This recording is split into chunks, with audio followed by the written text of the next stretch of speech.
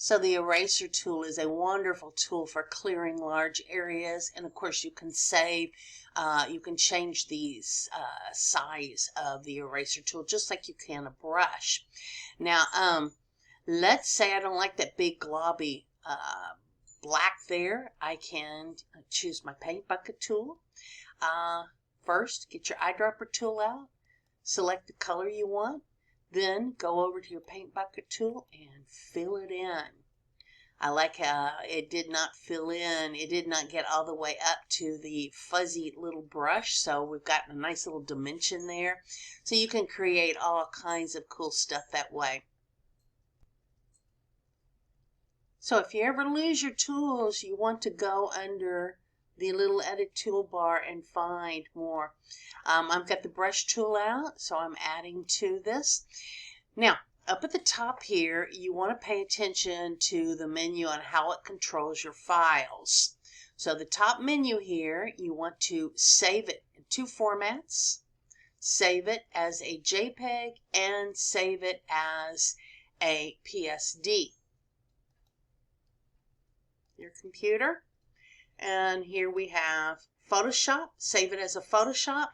The reason why you want to save it as a Photoshop is if later on, your next project, you're going to be working with layers. So I'm going to choose a new layer over here. I'll scoot this window in so you can see. New layer. Okay. You can name your layers if you want. I just chose layer 1 for a creative name. So when you save this, File, Save As, and on your computer, notice it will not let you save it as a JPEG because it's not flat. It's in different layers. So this is why you want to save two versions to everything you do. So to save it as a PSD, you just make sure it's on Photoshop, and when you click Save, it'll save it as a PSD, and that way it will keep all your layers in order. If I go under Layer and flatten this image, Layer, flatten, I'm trying to get it so you can see in this tiny little one. Layer, flatten image. You can see down here, flatten image. If you flatten it, now, when you go to the File, Save As, in your computer, you get your JPEG. So you want to save it both ways. Save one copy as a PSD, Photoshop, and one copy as a JPEG. Why? Because look what happened when I saved it as JPEG. My image is flat. So now I do not have access to the different layers. So there's times that you do not want to do that. A JPEG is great for posting, but remember, a JPEG is lossy compression, meaning that every time you save it, you're going to lose a little quality. So if you keep editing a JPEG over and over again, eventually the quality will get bad. Editing it once or twice isn't so bad, but editing it over and over again will create a poor quality image. So the PSD is going to keep it pure, and you can open and close it as many times as you want without losing quality. JPEGs are the final finish, and of course JPEGs are universal, so you can post those. JPEGs are ideal for posting. Don't post a PSD. PSDs are for your working with. That's like posting your desk instead of your assignment, right? So when you post, you're going to post JPEGs. And remember, keep it below 800 by 600 pixels. And of course, this is a review. We'll go over all of this in class as well.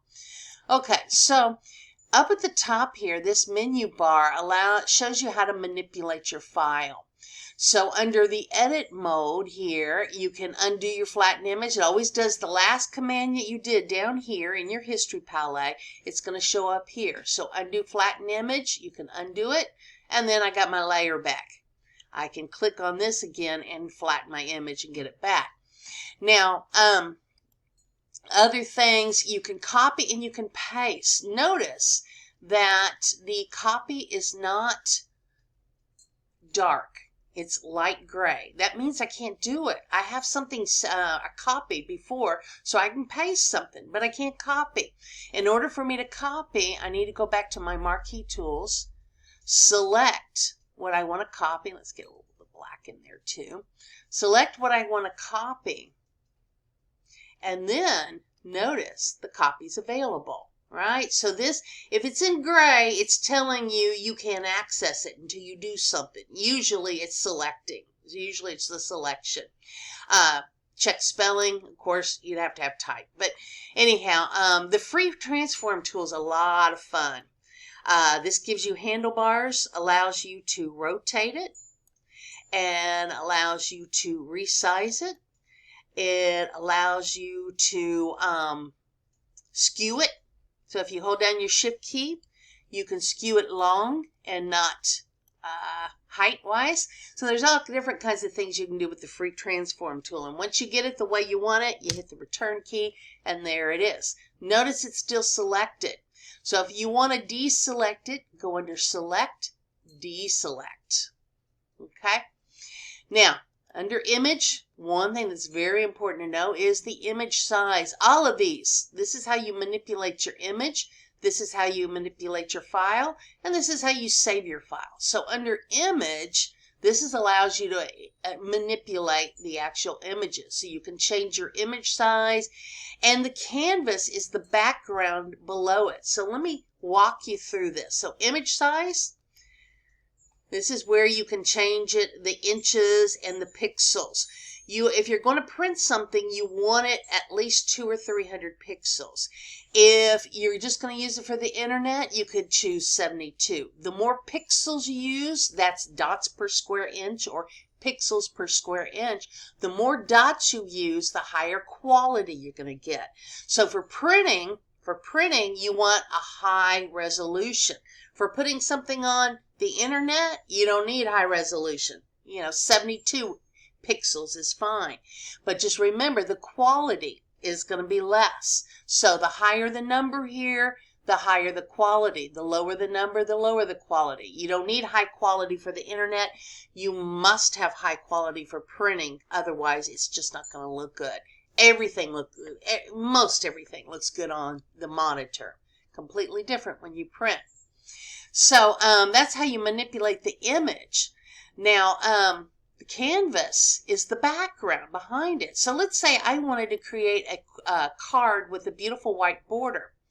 I would choose my marquee tool here, most common one that we'll be using all semester, and I'm going to select this area here, and I'm going to go Image, Crop, which means I've cropped it. So just that area, I've thrown away all that messy background.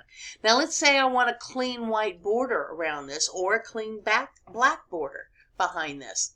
I'm going to go Image, Canvas Size. That's the canvas behind it. So imagine one piece of paper on top of another. So I'm going to choose this to be a little bit higher. Let's go ahead and do 3. I'll do here and then 3 here. Okay. Now, View fits it in the fit on screen. This fits everything on the screen. So, and if you do Control minus, allows you to zoom in and zoom out even more. So now, my background was already this mustard yellow. Most default backgrounds are white. And so, if I select it with my marquee tool again, I can crop it. So this is the canvas size. The canvas size is much bigger than my image. I can crop it in even more and get a beautiful, nice, make it even here. Now, image rotation allows you, like it says, clockwise, you go one way, edit, undo, and then counterclockwise goes the other way, edit, undo. There might be times that you need to flip it completely. So image, here we go with 180. You might want to flip it horizontally or vertical. Many, many ways. You might want to duplicate it. All these others. Like I said, Adobe gives you many, many ways to manipulate your image. Your layers are very similar to the layers palette over here.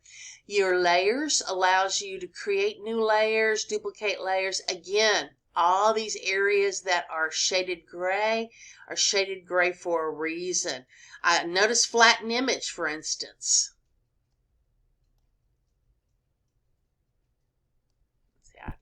here. Layer. Notice how flattened image is shaded because I only have one layer. If I had more than one layer, this would be nice and dark. So these are just the basics. You can see there's many tools under each of these that you can manipulate. There's artists that spend their entire life just working Adobe Photoshop, just like there's artists that spend their entire lives painting. Okay, so but for our purposes, we want to be able to manipulate Adobe Photoshop. We want to be able to manipulate our images in Adobe Photoshop or create a beautiful fine art piece. That's the focus of this course. Okay, so as you go along, we'll talk about type later on. Your selection tools allow you to deselect or select all. And one tool that's very handy, I use all the time. Let's say I just want the border outside and I don't want all this inside. You can go select inverse, and that selects the outside of the border. That way I can delete it, and it's going to ask me, do I want a foreground color, which is that blue? Do I want white? Do I want black? Or do I want gray? This time I'm going to choose white. Okay. And I notice I missed a little bit of it. If you don't want to keep going under here to deselect, you can just click off of it and it'll deselect it. So you can see that's how you manipulate the canvas background as well. Filters are lots of fun. We'll play around with these in class. Again, with a filter, I would go into the filter gallery first to play around with it. And this is where my students go ooh and ah over it. Because there's so many things that the filter gallery can do for you.